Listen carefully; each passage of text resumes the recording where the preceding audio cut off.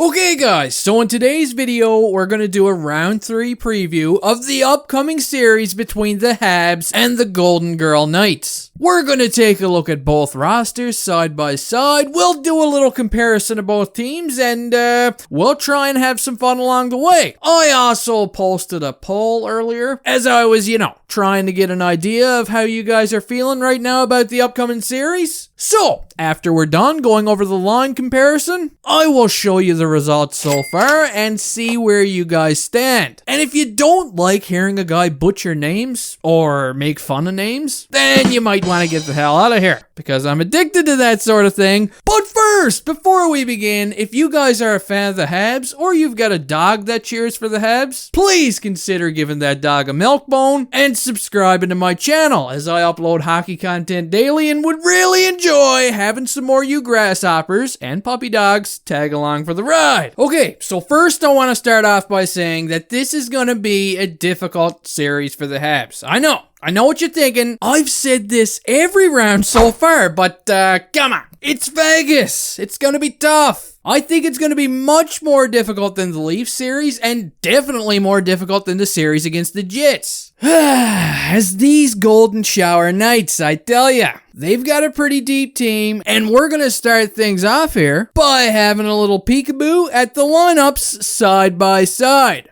And won't you look at that?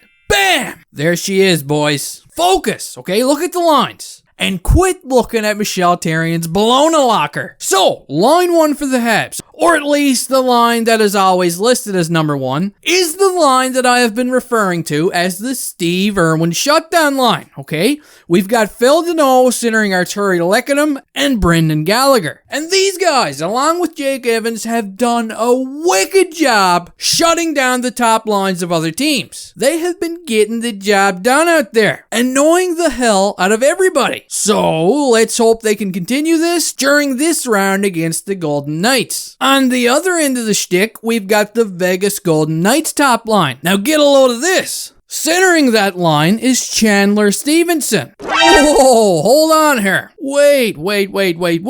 I know what you're thinking already. Who that? Oh, that's the guy that acted as Carl Grimes from The Walking Dead. No, that's Chandler Riggs, you lunatics. So, let's bring up the old hockey Pokedex here and find out who this Pokemon actually is. And here we go. He's a 27-year-old third-round Washington draft pick who has somehow found his way onto the Vegas Golden Knights team, and he's playing on the top line right now. It looks like he's coming off some kind of career year, as the past few years behind this one has been rather bleh. But this year, hey, he's not too shabby. And this young Trout is centering former Hab captain Max Spaghetti and former Ottawa Senator Mark Stone. And this is a dangerous line, okay? Pacioretty, check out the highlights, cause in case anybody forgets, this guy's shot is Chuck Norris worthy scary. Mark Stone has been unbelievable. The guy is a thief out there. And Carl Grimes himself centering that line has been pretty good, so keep an eye on him. Moving on to line 2 now for the Habs, we've got Nick Suzuki, who has been having a hell of a postseason so far, centering MVP Tyler Toffoli Ravioli and our little bundle of joy Cole Caulfield. And this, I guess we can say, talent-wise, is the Habs' most dangerous line, okay? We can only hope that Caulfield finds the back of the net early here, as it could be a sign of good things to come. On over to the other side of the fence, for the Golden Girls, we've got William Karlsson centering Jonathan Marchessault and Riley Smith. And this is another dangerous line. That top 6 is going to be tough to handle. It's going to be a difficult task, but I've got faith. Now, on to line 3 for our Habs. We've got Jesperi the Cat Kaniemi between Polly Wavers and Josh Anderson. Now, this is a line that I'm going to pick on a little bit. Kotkaniemi, he's looked pretty good. He really has. He's been having a good playoffs. Paul Byron scored a massive shorthanded goal against the Leafs. I'm pretty sure he's got 2 points so far. And the truck of the team himself, Josh Anderson, or at least he hits like a truck, but I'm going to have to knock on him a little bit. He's been one of my favorite Habs all season long, but he's been a little underwhelming offensively during the playoffs. He's only got 1 goal and no assists during 11 games. Yeah, I know. He is hitting, okay? He's getting lots of hits. He's getting some shots. He's trying. The effort is there, but the offense just hasn't been happening. The line as a whole has been a little cold over the last couple of games, so I just hope we see a little more production from these guys as a unit during this series. As for the Golden Knights, their third line consists of Nicholas Waugh or Nicholas Roy or St. Nicholas, between Matthias Janmark and Alex Tuch, brother of Habs prospect Luke Tuch. How much could you tuck, huh? This is a line that I'd like to see the Habs third line dominate somehow. So, let's see what happens. Now let's talk about the fourth line of both of these teams, and for the Habs, with Eric Staal centering Yoel Armia and Corey Perry.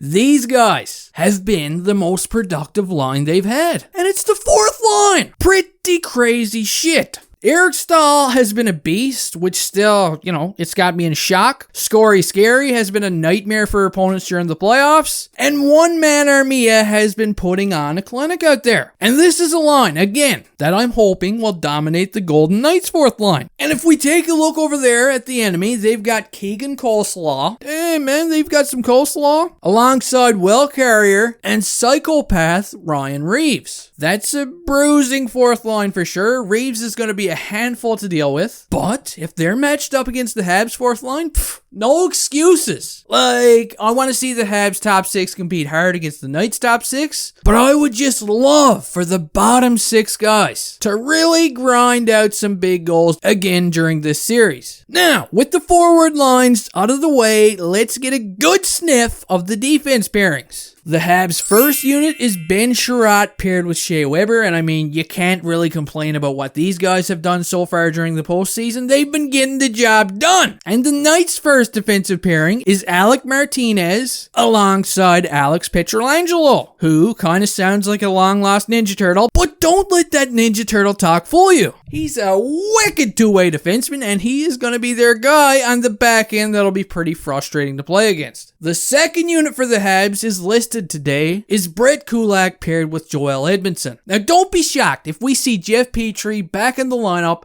alongside Eddie, or at least, hey, that's what I'm hoping. And the Vegas Golden Knights second unit is Braden McNabb paired with Shea Theodore. See what I did there? But yeah, Shea Theodore.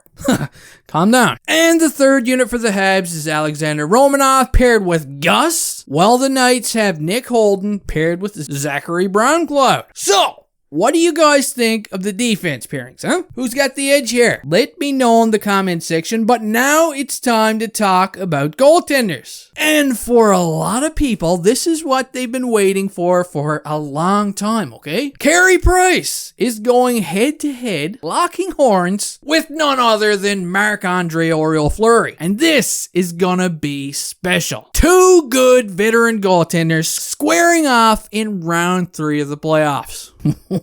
Who's gonna get the edge here? Anyway, I know it's been a long video and that's out of character for me, but before we leave, let's take a quick look at the results from the poll earlier. And at the time of recording this, I've got 128 votes and 75% of these bad boys are expecting a close series. And they think it's going to be a coin toss. And hey, that's a respectable vote right there. I like it, and that's the category that I fall in, actually. There were also 20% of the voters who said, hey, the Habs, they're going to roll right over top of the Golden Knights. It's gonna be just awesome. And we've got 5% that think the Habs, they don't stand a chance. They're toast. No faith left. Woo-hoo-hoo! Anyway, guys, that does it for this video. I hope you all enjoyed. Again, sorry for the insane length, but hey, you have yourselves a good night.